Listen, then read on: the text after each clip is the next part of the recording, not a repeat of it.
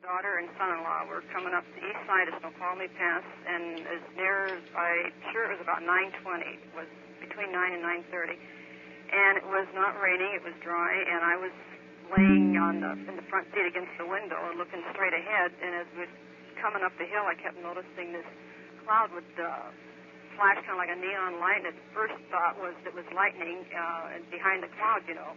And I got looking, the sky was all clear with stars in it, and I raised up and I told Ted, I said, what the heck is that? I said, storm up there? And he says, did you notice it? And I said, yeah, and the kids in the back says, my gosh, we're getting into a thunderstorm, it isn't even raining. And so we kept looking at it, and I looked all around, the sky's clear, and Ted says, well, it's just one big cloud like that. So as we were approaching, I can't estimate, it must have been maybe 3 miles to the top of the pass. As we came along the highway, and we noticed the cars were slowing down, but nobody stopped. Of course, we slowed down, and over to the right, there was a clearing in the area, and I would say probably about 2 or 3 blocks off of the highway. You could see the straight land, and it dropped down like kind of a gully down below, which you couldn't see the bottom of, but the land was straight, and it dropped. And in this area was this huge light, like you couldn't see an actual light. This was just reflection, like it was just millions of neon lights in it. Yes. And it was going kind of off and on, like a heartbeat. And as it did this, we could see where this was shooting up into the sky and making this cloud do this. And we kind of slowed down, and we all, wondered what in the world. My daughter, who always says that she's seen saucer and everything, she says, my God, Mom, she's a flying saucer. And I said, the highway's probably doing some work, and they lit this up. And Ted says, well, I wonder why the flash, and he says, it's the weirdest thing he ever seen. And it was foggy in some areas, and there was just a light fog hanging in there that made it look like, I guess kind of a misty-looking thing. But it was just something I had never seen before, and it's been bugging me, and I told Ted, I said, well, we should call or stop in North Bend. So we followed the traffic, and there wasn't one car ahead of us that stopped in North Bend. Everybody just kept right on going through. Well, I was going to call yesterday, and I didn't know who to call, so when I come to work this morning, I was telling the people, you're going to think I'm nuts, but I told them what we've seen. And this one gal, she says, well, start calling around and tell somebody to find out what it is, because it's really been bothering me. But I've never seen anything like this. You couldn't see no actual anything except the reflection or the lighting, the glow. Yes. And it would go off and on. So I called the Bellevue State Patrol that Seattle Times told me, because they do the I-5 freeway. Yes. To see if there was any construction. So she got on the line, and she said there was no construction of any type going on up there where they were using any lights. So I can't figure out what in the world this strange-looking thing was. Oh. And I was wondering, did you get any other calls? Not from that area, no. Well, it was really weird. Okay, now, can you give us any estimate as the exact location that you were involved there? Well, it was the east side. It seemed like we were just about to the top of the pass, probably about 2 miles from the top, and it was on the right side of the highway, on my side. I see. We were coming towards Seattle, and we weren't... we would pass... I first noticed the cloud shortly after Lake Ketchum, that on the left side, that big lake. Right. Okay, as we was coming around up in there, you kind of get a straight highway, and this is when we noticed this cloud business, this one cloud, and then we drove, I don't know, I couldn't even tell you. It didn't seem too far, and then this clearing was there. And then this big, round, huge glow of light that was going off and on. It wasn't a fast off and on. It was just like a regular neon light. And it reminded me of the reflections of neon lighting, very, very bright. And then, of course, we went on by, and then I turned around. We kept watching in the back window, and you could still see it doing it. And then as we was driving in closer to Seattle, we had... I don't know how far we'd gone, and in the hill, I kept looking at everything. Then I noticed this real bright green-type shiny light, and it kind of made a big glare, and then it disappeared, and then it kind of, in the trees, this was in the trees, you could see this type thing again, and so Ted said, well, it's probably a beacon for an airplane, but I usually thought they were red. I don't know, but this is an extremely bright, clear green, and then the same type of a glow. And I seen that, and I'm like, God, what in the world's happening around here? We travel that pass all the time, and never have I seen anything like that. And I'm not cracking up, but I am quite concerned because I can't believe what I seen. Okay, do you have the approximate location for that green object? Oh, golly, no, I'd have to ask my husband. Uh-huh. But it was in a more dense wooded area, quite close to the highway. Yes. like coming into North Bend, I think. Okay, now getting back to this first object, you say that it was in a gully? Yeah. Was this a very deep gully or fairly shallow? Well, I would say that it was, I couldn't tell because what I'm trying to say is the land was level. Yes. And then you could see the horizon of it kind of drop down. And how far it dropped down, I don't know, but you couldn't see. My daughter said she'd seen something extremely bright in it, but I didn't. All I seen was the reflection of the glowing light. Okay, would you say that this was sitting on the ground? Yeah. Okay. And was it dark when you came through there? Black, yeah. It was about 9:30. Is there any possibility you would recognize that again if you went through? I think so. Okay. And this was just all light. Now, what was the color of the light? The same color as the reflection of a neon light in the night was, well, it was definite white, but yet kind of this glowy, it was very glowy. Fluorescent type? Yeah, I right. see, okay. And it pulsated very similar to a heartbeat? Right. Okay, were there any other colored lights involved? No. Okay, all white then. Yeah, and then it was foggy in the area. Now, whether this was fog or what, I don't know, just kind of hanging over it. It was the eeriest looking thing. This is what upset me so bad. And it looked like vapors, or yet it looked like it could have been light fog or something. It just, that's about the best I can explain it. Okay, do you have any idea, just a visual estimate of how far away the object was? I would say probably a mile to 2 miles in, if that far, a mile in. Okay. Not even a mile, maybe. Steve and my husband probably, they're better at distance and stuff than I am. Yes. And he was telling me yesterday, he said, did you call anybody on that? And I said, no, I don't know where to start. I said, they're going to think we're nuts. And he says, nuts, hell. He says, I can't believe it. My daughter didn't sleep all night long. She's been upset ever since she's seen it. Because it's, I don't know, it's just something you just are breathtaking when you see because it's so strange. Yes. And it's the honest to God truth. I'm no nut or kook or anything else. But here, I work at a hospital, and it's just been driving me nuts. And one of the lab techs says, you call in and find out, or you're not going to rest till you do. And I said, if they just tell me they're construction lab, I would be satisfied. But there's nobody that would have an area that big with construction lights. I mean, in that type of a glow. Well, we've been getting a lot of UFO reports in this area in the last week. Mm-hmm.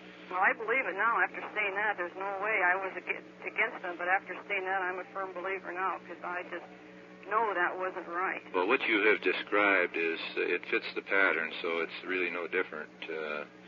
This pulsating light, especially, this is what is known as an electromagnetic energy field, which surrounds the vehicle itself. Mm-hmm. And it lights up just like a light bulb or a fluorescent tube. Yeah, and this one cloud, the cloud kept pulsating.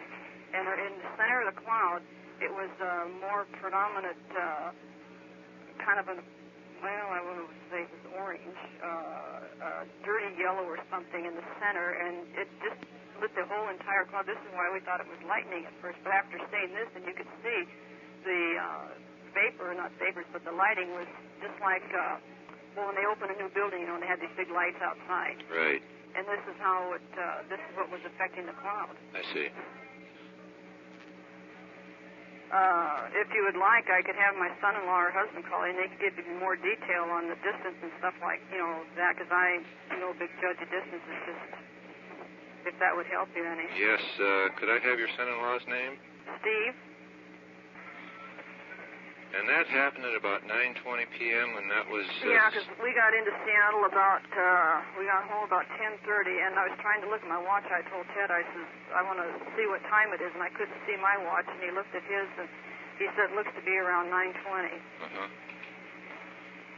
Okay. So it's just really weird. I feel better after talking to you that I haven't flipped my lid or anything, because that's the way it is. I mean, it's the honest to God truth. And that was Monday night? Sunday. Sunday night. That would be the night of the 31st. Right. They're the ones that gave you our number? Yeah. I see, okay. And you figure that was about 2 miles from the summit on the east side? Yeah, well, Steve and Ted could tell you that more. I would assume, because I was so engrossed and so excited about that, and then after seeing this other thing that I couldn't, we weren't to the top of the pass yet, I know that. Yes. And I think I would recognize the area again because you're driving along and it's very woods, and all of a sudden there's this big opening. The trees are cleared out, and then you can see quite a ways into the, back in there. Right. And then you hit a bunch of trees again you can't see. Okay. But it's not my imagination, I'll tell you. Well, a lot of people are seeing a lot of things. Yeah, I can believe it. I before kind of laughed at it, but after the four of us slowed down the car and looked at them, and when my daughter started getting excited, we weren't cracking up, that's for sure. Also coming back from east of the mountains. Well, great. And I thought I'd just give you a buzz. Okay, could you give us a description of what you did see? Well, it was just about a mile or a half a mile before you got to the summit. And what it was like is someone was arc welding at night with a super big arc welder. And that's what it was, illuminating the clouds. And that's about what it looked like. It was white in color. And it was flickering on and off. And finally, just before we got to the summit, there's a large gap. And it was a real super bright light, real bright. And it lit up the whole area, but it was still flickering. It wasn't a steady light. And that's about basically what it was. Okay, what was the color of this light as you saw it? It was white. Straight white. Yeah, okay. Yeah, it was white, but it was illuminating a large area. And I just forgot it. You know, when I passed by it, I just figured someone was working down in there or whatever. And when Ted was talking about it this morning, I said, hey, I saw the same thing. And, no, you said it was illuminating a large area. Are you speaking the ground area? Okay. It was kind of hard to say. It was illuminating the clouds. The clouds were low that I see. night. And by what I mean by large is a large area of clouds. Right. As far as ground space, I don't know. Okay, and did you stop, or did you just proceed on? No, I just proceeded on by. But you could see it for a good, I'd say a good half a mile, 3/4 of a mile. I see. And it was almost right on top of the summit there. And like I said, I just forgot about it till Ted was talking about it this morning. But I don't know. And you figured the time about what on that? 9:30, 9:30, 9:45. Okay. Yeah. Okay, do you have any visual estimates of how far away that was, or how far it was off of the highway? On the highway, I'd say a good half a mile. Half a mile, okay. Yeah, or, I would say, yeah. Okay, now would you say that the object or the light itself was on the ground? Yeah, because it was. I wouldn't say on the ground, but it was going up into the clouds.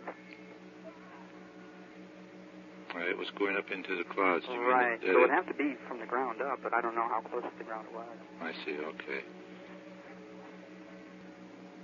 Could you compare that with anything for size? For size? God, no, not really. Okay, just holding any small article at arm's length. About how big would it be?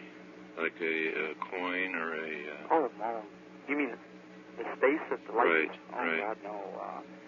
I would say maybe a half a football field. A half a football field, okay. Yeah, that it was illuminating up the clouds. It wasn't a very small light. It was a large area. Yeah, okay. And time of observation? I mean... 9:30, 9:45. Yeah, okay. Well, this is great. We're trying to get enough data so we can get up there. You figured about 1.5 miles from the summit? Either, 1 to a half mile. 1 to a half mile, okay. Let's see if we can get somebody up there and take a look at that area. Well, we sure appreciate your calling, Larry. Okay. And if you see anything in the future, let us know. And if we get any real good information on this, why, if we happen to get a crew up there and find anything, we'll let you know. Yeah, fine, thank you. Thanks again. This is a UFO reporting center in Seattle. I wonder if we could get a description of what you saw. Well, I didn't even get the good shot because I was inside the car. My wife saw it. She said it would. I just saw the lights, because it was so foggy up there just before you started going up the pass. And, you couldn't help but miss it, all the lights being on. It was just like a radiation flow or something, it was just up and down, but it was so foggy you could just see it in the clouds up there. It was really bright, and we were just driving through, and I wasn't thinking anything of it, and I said, they must be working on the roads or some construction, because it was so bright. Yes. And, my wife, they have a Monte Carlo, and she was looking through the little window there, and then she goes, no, look, it's white, it's white. And I'm going, oh, yeah, sure, She goes, no, look at it, but we kept on looking behind us, and it kept on going and going and going, And so I couldn't figure out what it was, but, I thought it was construction, but on Sunday night we weren't sure. Yes. But it was really bright, and you couldn't help but miss it if you're on the freeway. Now, how far would you say, just a visual estimate, was the object? About a half a mile. I see. And it was all light, white light? Yeah, it just reflected, just like fog was coming in, and it just shone right straight up in the air. Uh-huh. And when we went by, you could just look right through the trees and see it, just bright and shiny. There it was, all light. And it was, it was kind of different, So that's what she said she was going to call somebody and find out. Well, was there any indication that the source of this light was on the ground? Yeah, you could see right through the trees, what trees there was. Because I remember when I was driving, when we drove by, I'd say maybe it was a half a mile, maybe a mile, or maybe even less, to that first hotel, or I don't know what sure it is on the left side road as you're going up to the pass. Yes. That's about how far it was away, because it was on the right side, and when I just turned around from looking at it, and then there was that lodge or whatever it was on the left-hand side. That would be the first lodge heading west. Right. It was. It's the old Swiss-looking hotel. I'm not sure what it was. It was all lit up too. All the lights were on. Yes.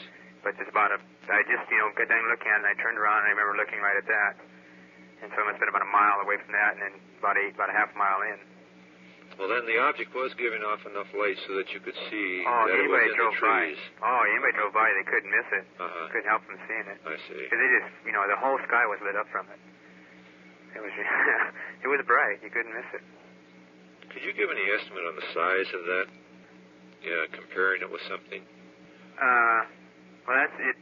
That's the only thing I could think of at the time of being so bright would be a skylight, but it was even bigger than that, I would think. Of course, then it was so damp and foggy, or cloudy. I guess I should say foggy is more cloudy. And you could see it right in the clouds. The clouds were down low, and the light was right into it. And it was bigger than a skylight, because that's the first intention I had was that they must be exploding or something and have a great big light on what they were doing, so they didn't make any mistakes. The only thing I could think of. I said, well, it must be a gigantic skylight. But it was straight up in the air, and it wouldn't be doing any good. Yes.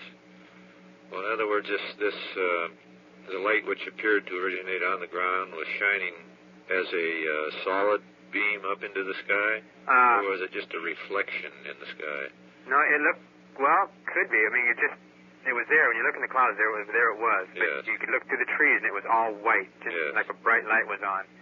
And it was kind of, like a radiation. It was just, there. I really didn't pay that much, I was staring at it, and stuff, but I wasn't really thinking of what it could have been, I was just going, oh, yeah, look at that, because you couldn't help from missing it. Anybody who was on the freeway had to see it. Yes. It didn't reflect light into the vehicle, did it? No. That wasn't that bright, okay. And was this a steady light? Yeah. As far as I remember, it was steady. Yeah, up in the sky. I paid more attention to the air, and Carly, my wife, and Alice were looking into the trees, and I was just staring up there trying to figure out what the hell it could be. Yes. And, then we kind of disappeared, the light on the ground, because, I was looking up in the sky, and Alice said she was really paying attention, and she goes, oh, I can't see it. And she said, turn around and look, and you can see it right through the bushes again. The trees. She goes, see it? See it? And I turn around, and I go, oh, yeah, there it is, Right. And then after that, we lost sight of it again. But it was definitely on the ground, because she started pointing to me again to look behind me. In the car, you could see it again sitting down there. Okay, I think that we'll just send a crew up there tomorrow and look around and see if we can find anything. Okay. All right, thank you very much for talking to us, Steve. You bet. Okay, bye. Yes, who are you with, may I ask? The UFO Reporting Center in Seattle. Is that the one located at Boeing Field? No, that would be the FAA Center in Boeing Field. This is a private organization. We've been in service in this part of the country for 20 years. Well, I have a listing here of several phone numbers that were given to me, and I just wondered if you were the people that... We are also known as Phenomena Research. Oh, yeah. Yeah, that's the name that was given to me. I think I've got your phone number down here somewhere. Well, that's correct. The strange part about it is that this particular object was on the ground when I first saw it. It wasn't in the air. There's a street intersection in Tacoma here. One of them is an arterial, and one of them is a side side street that goes off, and it's a dead end, and it happened to be more in the shadows of the main street that I was on. As I approached that intersection, I just happened to glance to the left, and here on the ground appeared to be what I thought was a lantern burning. It didn't have a big light. It didn't have a bright light. It was more like a lantern that somebody had left burning there. And about the time I saw it, I called it to my wife's attention, and just about that time it started to rise off the ground. And the glow from it, as near as I could describe it, the glow from it showed a frame-like affair. I could distinguish what looked like a thin pole, 4 thin poles in a sort of a box-like contraption that would resemble a box kite in a vertical position, but it had no covering over it. Yes. In other words, it appeared to be transparent, but I could detect the shadows of something that looked like 4 poles, maybe the size of my a thumb or something like that, about an inch in diameter, if they were round, I don't know. When I first saw it, I would say about 60 feet from it. I paid 25 paces, approximately 55, 60 feet from it on the ground. And it was probably about 6 feet high at the most, between 5 and 6 feet high at the most. That is the frame-like affair. And I would judge about 2 or 2.5 feet in diameter, although I didn't know whether it was round or square because I couldn't detect any covering on it. Yes. Well, the minute I saw it, and I called it to my wife's attention, it began to rise off the ground. And since it was to our left, I rolled maybe 20 feet more and put on the brakes, pulled over to the side. My wife went out one door and I went out the other. And it was rising, of course, and it was rising right over our heads. In other words, it drifted over our heads going in a southerly direction. And it passed over, just about over our car, I would say, no more than 30 feet over the car, and I was able to look right up underneath it. And the glow that I saw on the ground resembled a lantern. Actually, in the air, resembled 2 crossbars, equal distance crossbars, which were glowing about the color of bright amber caution light at night. Yes. And this thing, there again, I estimated to be 2 to 3 feet in either diameter or square, but since I couldn't see no frame around it, no shape of it, I couldn't tell whether it was round or square. There was no covering around it. And it rose in a vertical position, but it went off on a tangent towards the southwest. And it rose about the speed of a gas balloon that you let go at the fairgrounds. Yes. And it goes up into the sky. That's about the speed at which it rose. Well, shortly after I stopped, another car stopped behind me, a young fellow from Fort Lewis, Army man.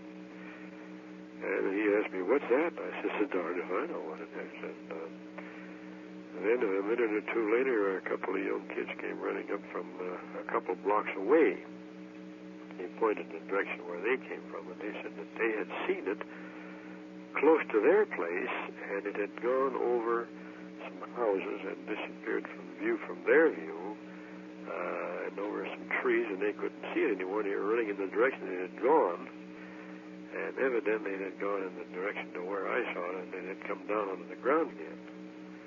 And then it took off when I saw it. But all of us watched it go, and maybe watched it for 3 or 4 minutes, and then I got to the notion all of a sudden that I should get to a phone and call up McCourt Air Force Base, because it was drifting off in their direction, and the southwest from where we were. And I figured that maybe they could pick it up on radar or maybe send a plane out. Well, I live about 1.5 miles from the location that I saw it, and everything was dark around there because it was 12:30 at night. And I But I told the wife, get in the car, let's go, because everything was dark and I didn't want to pound on somebody's door in the middle of the night and ask him to use the phone, because he probably wouldn't anyway. Right.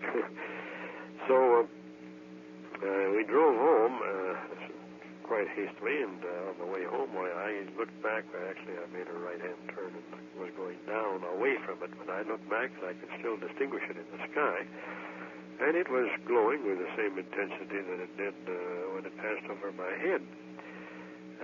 There was no fire, no heat, no sparks. I'd say if there was heat, I don't know. I didn't get that close to it, but there was no sparks. There was no fire insofar as a flame-like affair.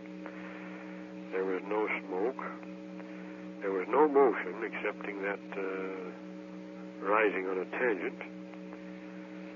And I got to the phone, and of course I had trouble getting through to the right party at McCord. And after I got through to what I thought was the right party, he said, "Well, I'll call Alert and tell them about it." And he didn't even seem interested in taking my name or phone number, although I gave it to him. And that was that.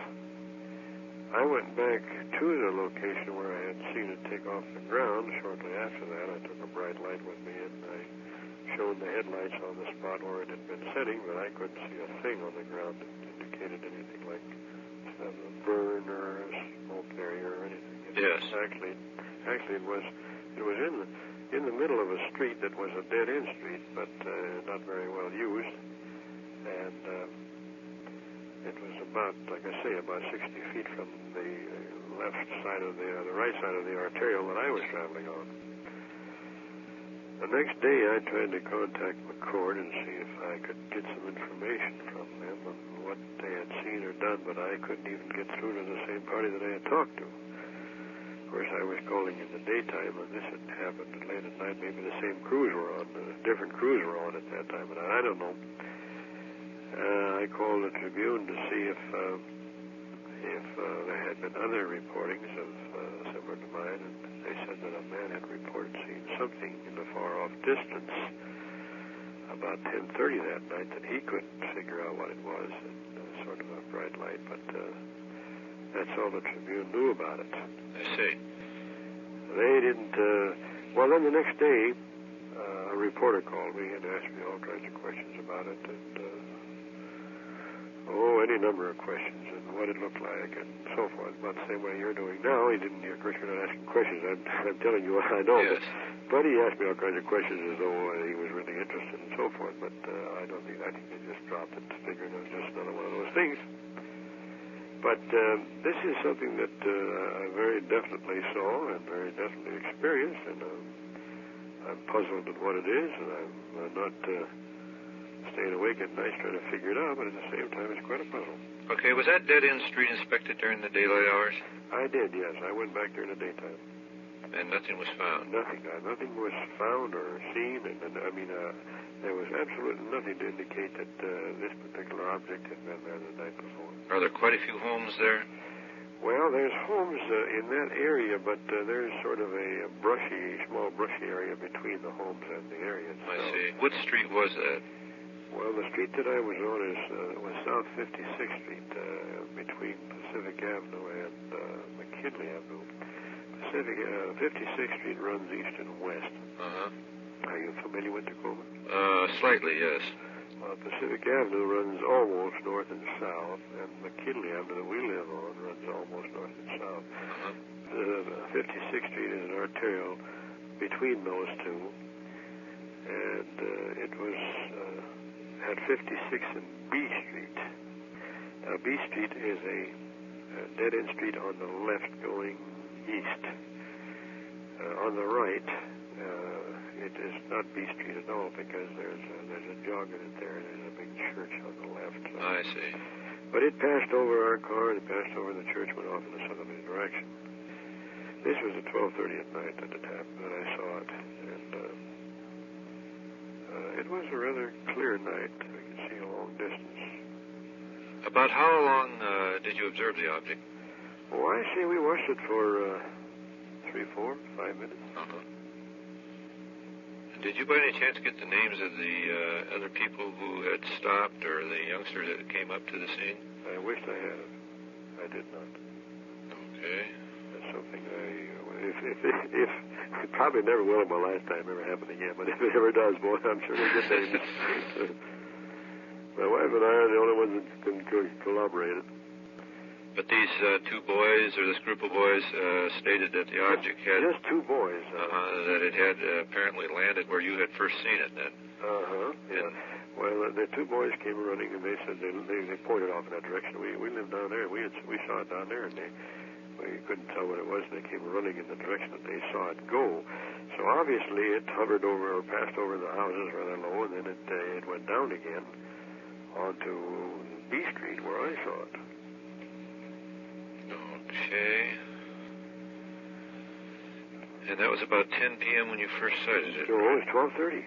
12:30. Yeah, this other fellow that told the Tribune that he had seen something, he said he saw it around 10:30 that night. 10:30. Now, whether he saw the same thing or not, I don't know, because he didn't see it close. He saw it far away in the sky. Right. And did you get the name of our organization from a source in Tacoma? Well, it so happened that the next day after, this was at 12:30 at night, and about 4 in the afternoon that same day. This is 12:30 in the morning, I should say. Yes. A.M.